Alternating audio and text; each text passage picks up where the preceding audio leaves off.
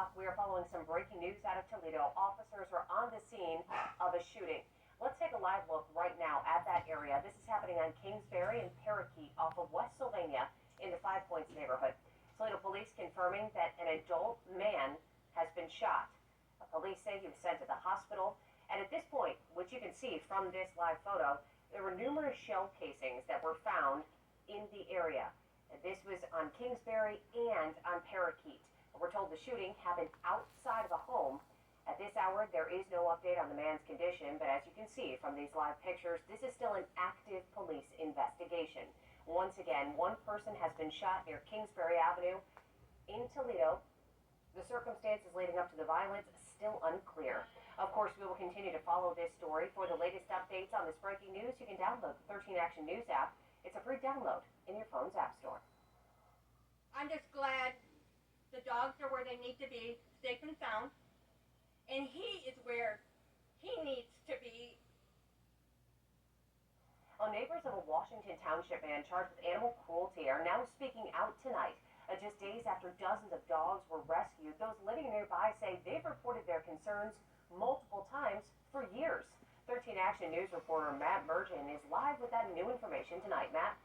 Tina, that's right. When I spoke to those neighbors, they all said this arrest and rescue of these dogs was long overdue. He'd go out there and start yelling, "I told you to shut up!" And I watched him hit. Very abusive, he threw dogs, kicked dogs, and they were just skin and bones when we've seen them. She saw Marty throw a dog over his head into the house. For more than 20 years, neighbors in Washington Township have been complaining about Marty Ice and his treatment towards dogs. On Friday, June 6th, they got the result they had been hoping for when Ice was arrested.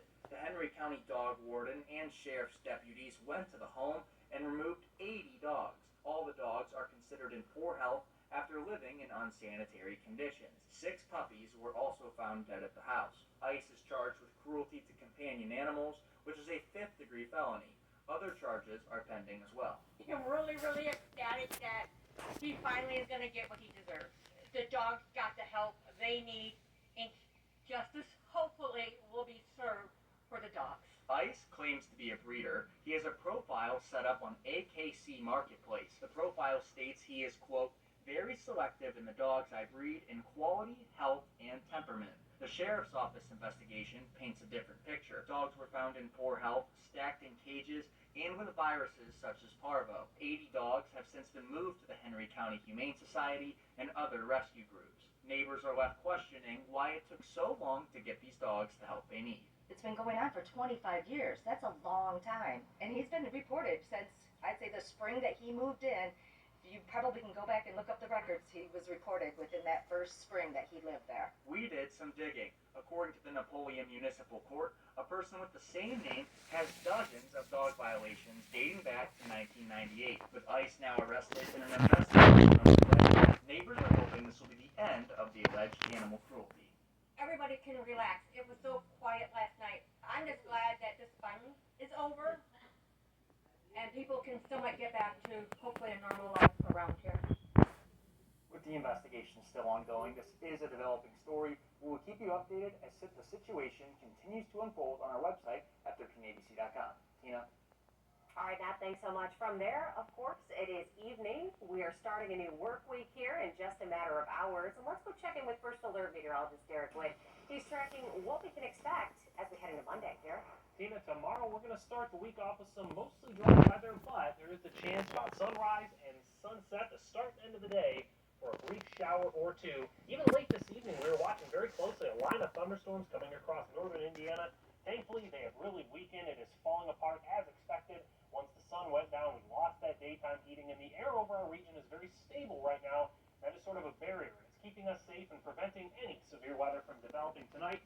Right now, where we do have that, what's left of that shower, tracking through parts of Lenawee, Monroe, northern Lucas County, just a little bit of light rain. That's about it. Also, a couple of showers and maybe a brief downpour across northern Polton, as Paulding County, as well as western Defiance County, tracking pretty much right up the Maumee River. And the chance for these showers will continue overnight into Monday morning as this cold front approaches. But again, we're not expecting any bad storms. How about temperatures? Late this evening, we're still holding on to 70 for Bryan, Napoleon, and Ottawa. Out by the lake shore, a little cooler in the mid-50s.